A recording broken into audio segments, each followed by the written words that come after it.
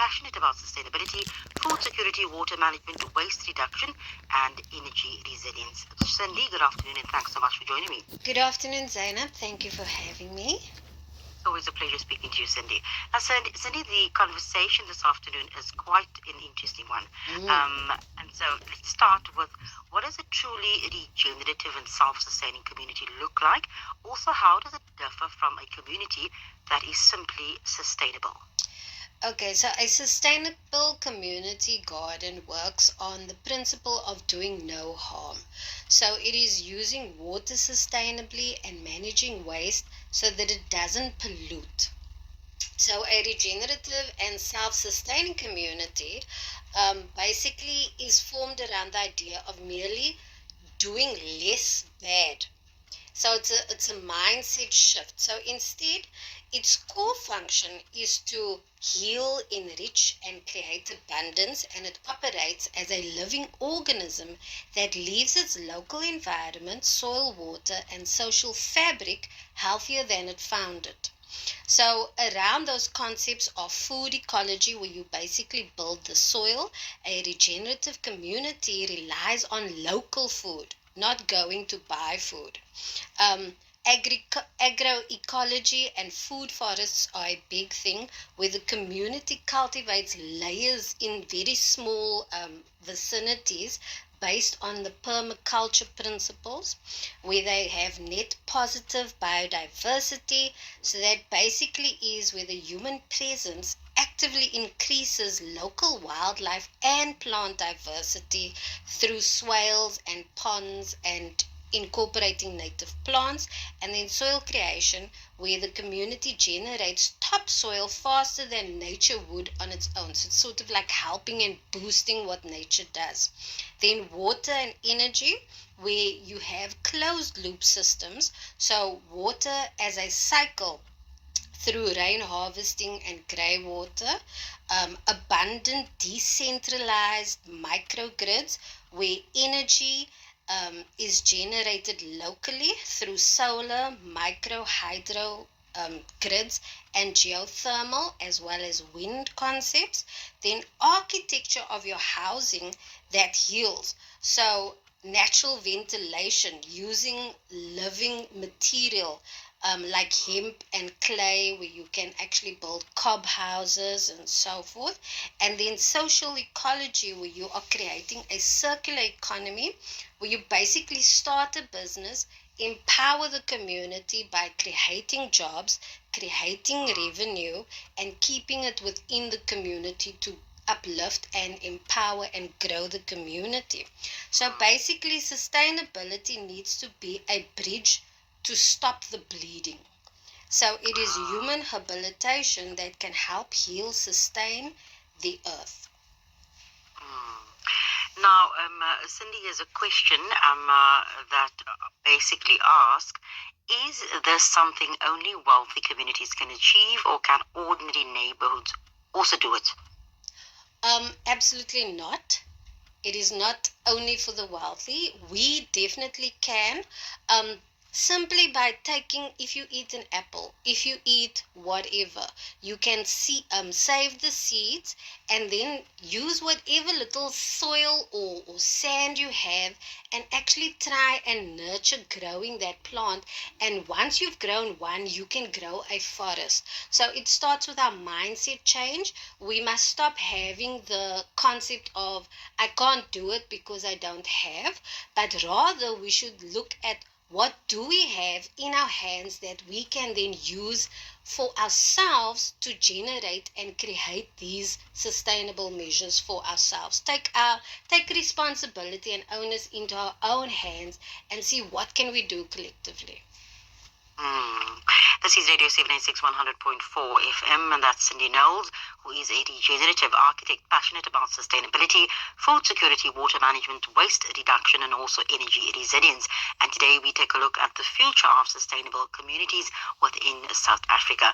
Now, if you could redesign a typical South African neighborhood, what changes would you make to improve food, water, energy, and waste systems, Cindy? I would focus on creating a closed loop system, like I mentioned earlier, where food, water, energy, and waste are interconnected and integrated. So, for the food systems, I would start off with community food gardens where they grow veggies for food, herbs for healing, fruit trees, and indigenous plants to improve nature. Then I would build aquaponics and rooftop farming. Um, and these are compact systems that combine fish with growing veggies. So you can eat both basically. So it's like a two-in-one type of solution.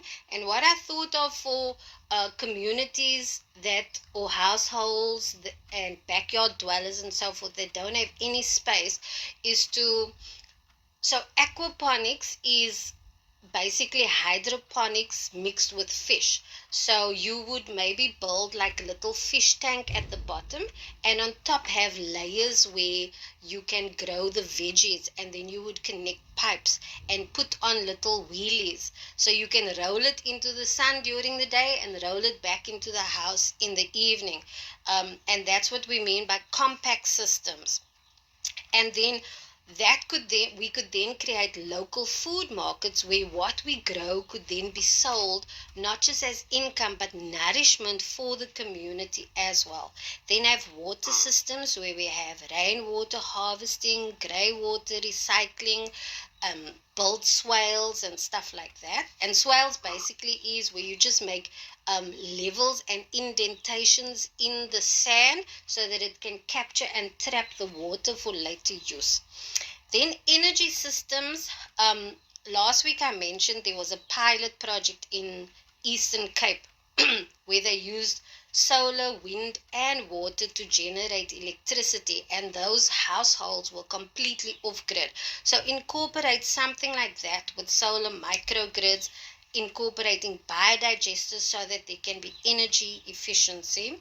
And then also in your homes, have proper insulation, proper ventilation, so that you are trapping the heat when needed and storing the heat and releasing it when needed.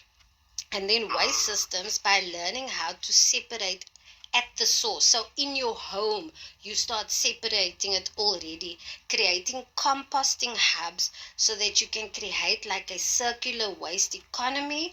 Also have workshops around that, showing people how to recycle and repurpose things. So the big idea basically is integration of natural systems that will create resilience against any challenges like drought, load shedding, rising food prices, while we are strengthening the community. Mm. Absolutely. Now, 0786 10 11 12, that's how you can be part of our conversation. And we are talking to Cindy Knowles this afternoon. Now, when we look at food insecurity, and we know that food insecurity remains a challenge for many households, how can communities become more food resilient and reduce dependence on external supply chains? Okay, building food resilience in communities means creating shelf life impacts or at least creating shelf life where you don't have a dependence on the long fragile supply chain systems, where you basically drive local diversity and regenerative systems. So you can do that by having local food production through community gardens and allotments. Now at Oudemolen they have this type of system where you can sort of rent out an allotment, a small space of land where you can grow your own veggies, and then from there they go to markets and so forth at a very, very minimal price if you don't have space at home. And then obviously creating the community gardens with food forests and so forth. This will then help grow the local food production, and it will help reduce costs, especially through supply chains.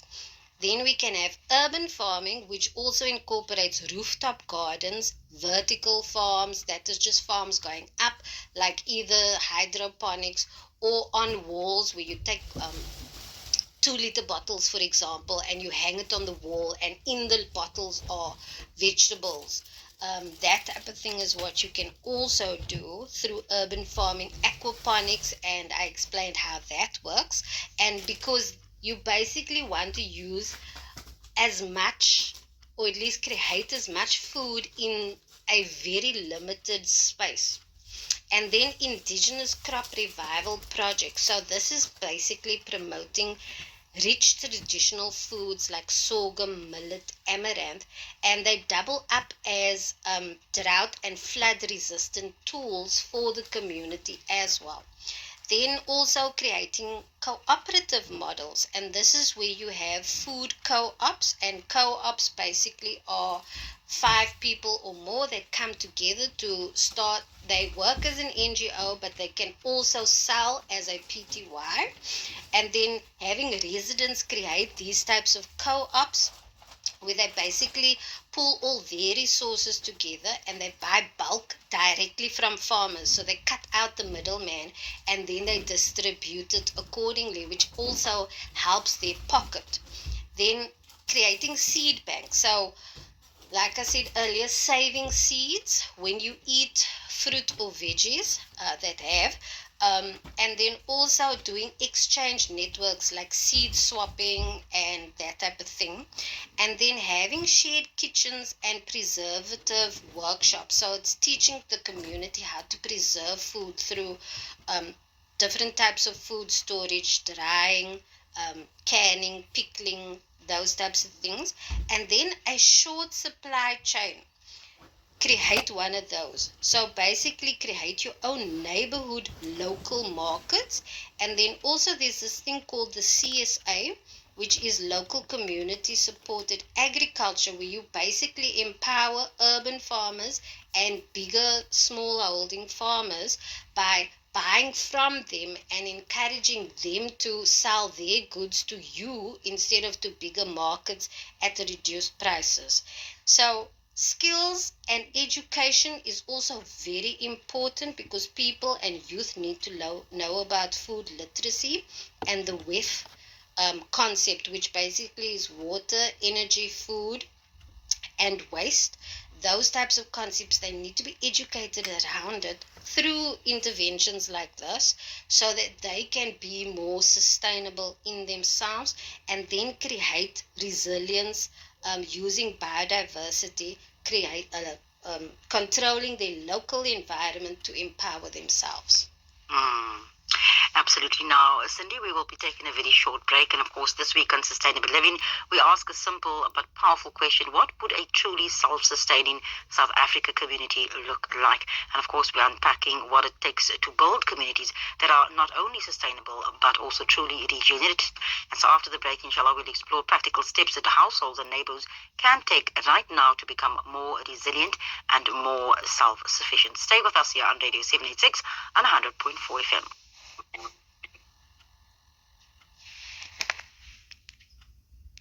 The struggle against Cape Union Mart and its owner, Philip Kravitz, is heading to the High Court. With Cindy Knowles, exploring what a self-sustaining and regenerative South African community could look like. And of course, you too can be part of this conversation, 0786 10 11 12.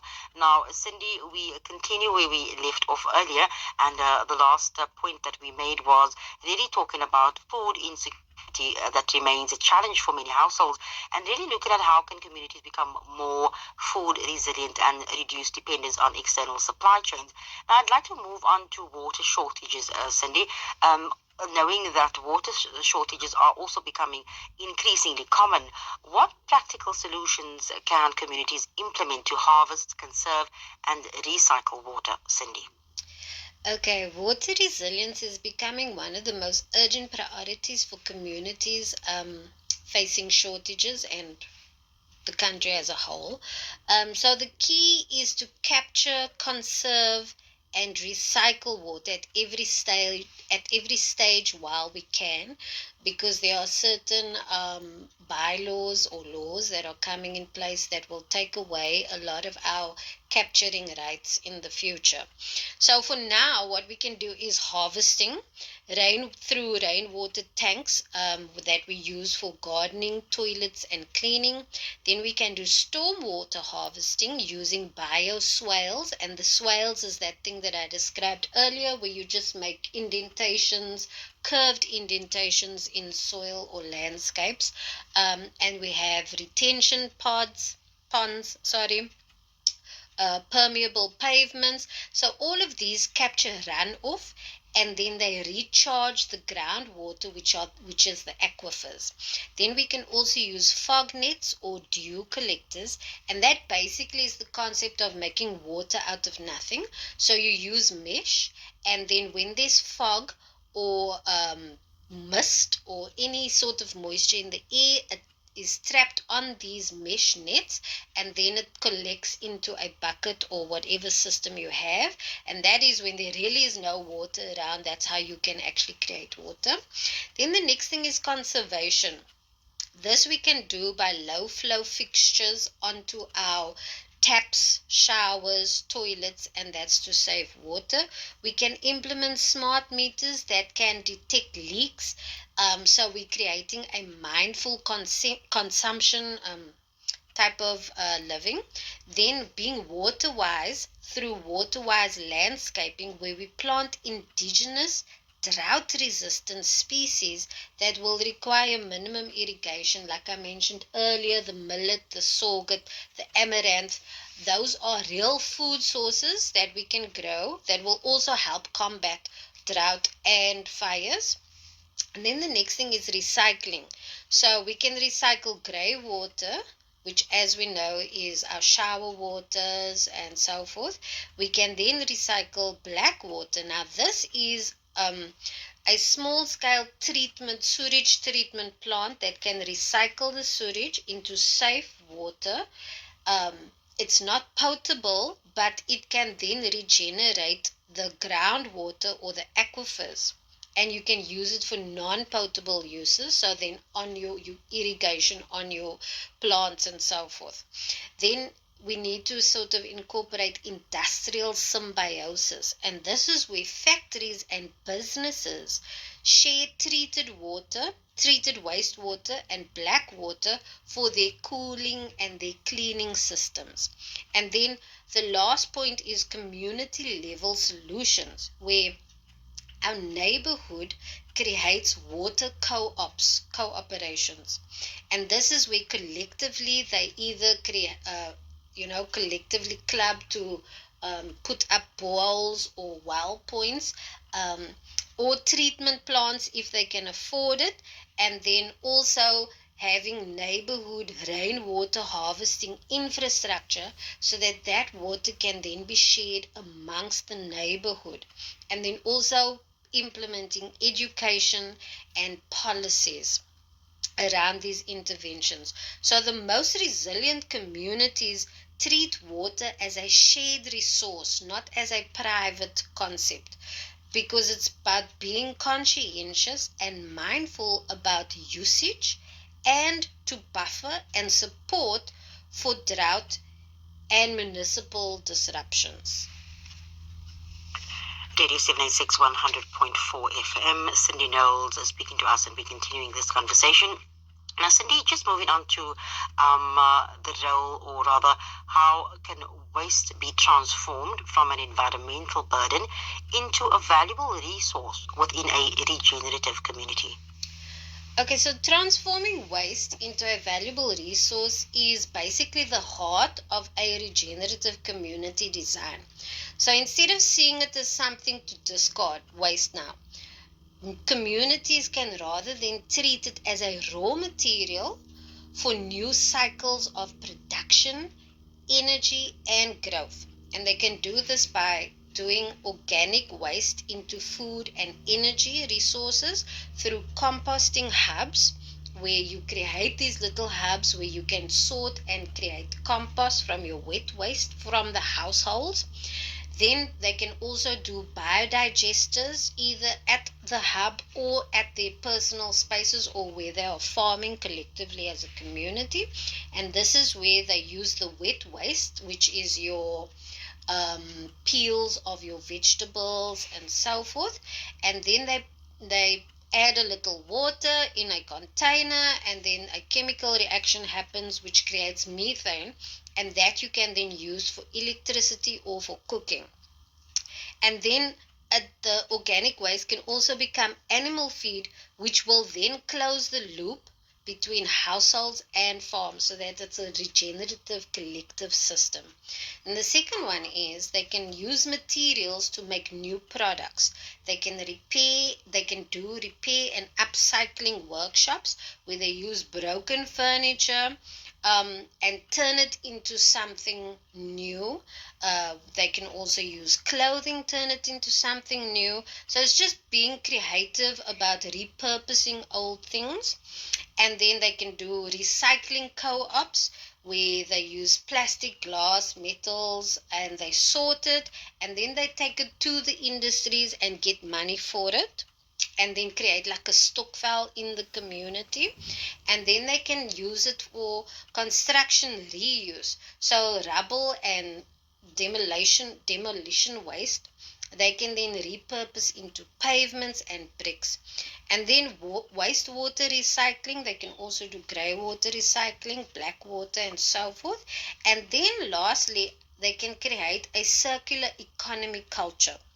So this is where they take zero waste markets, where local shops encourage refills and bulk buying so that they can cut out plastics and cold storage and supply chains. And then educational programs around composting, waste sorting, and so forth. And then creating community enterprises where waste to resources initiate and create jobs. They also create recycling co-ops so that they can then repurpose that into compost and fertilizer and biodigestive gas for sale purposes that can also then translate into a stokvel for the communities, or just be through the co-ops, be their remuneration basically. So it's a mindset shift where waste is no longer seen the end of the life cycle of something, but rather the beginning, so that we can transforming tomorrow. Now, Cindy, what role can renewable energy technologies such as solar power and biogas play in creating energy secure communities? Renewable energy technologies like solar power and biogas can be a big game changer for building energy secure communities, especially where there's grid unreliability and uncertainty. Now, solar panels, or at least solar power, is a source of decentralized generation where you have your rooftop solar panels. You can also have solar microgrids that will lessen and reduce the dependence on the national utility or your municipal utility, and it will also protect communities as a whole from load shedding and the impacts that it has on the community as well. Then it will also create affordable energy. So once you have these microgrids installed, you can then provide low cost energy back to the community, and by reselling it at a cheaper rate. And these are also scalable solutions where you can have from solar lanterns to huge off-grid farm solar solutions. So it's basically tailor-made for your unique situation, but within the community. And then you have integration with storage where you have battery banks that ensure that you have power availability, especially in winter or when the grid goes out. Then biogas is a big one where you are creating energy from waste, wet waste, organic waste, sewage waste, manure, and so forth. And then you produce electricity, heating, and cooking power. Biogas has dual benefits because it not only becomes electricity and cooking power, but it can also produce fertilizer for gardens. And then it can also create local resilience in terms of reducing reliance on LPG or electricity. And then also it becomes scalable for the community where households can now use biodigesters to implement in their daily lifestyles. And then we need a combined impact where energy security becomes economic empowerment through savings. It can also be an environmental booster by lowering the carbon footprint of the community as a whole, which can then build social resilience by fostering cooperation and community ties between each other, because now they are working together on things that will not only benefit the community but the individual as well. And then this whole concept will basically close the loop for the energy system, and also create clean, reliable, community owned energy. I think on that note, we will have to leave it for this week. Cindy, thank you very much for joining us on Sustainable Living and also for helping us imagine a future where communities are not only sustainable, but also regenerative, resilient, and also thriving. And so thank you very, very much. And I do hope that this also means that our listeners can really rethink how we produce food and manage water, generate energy, and also care for the environment. Until we speak again, thanks and bye-bye.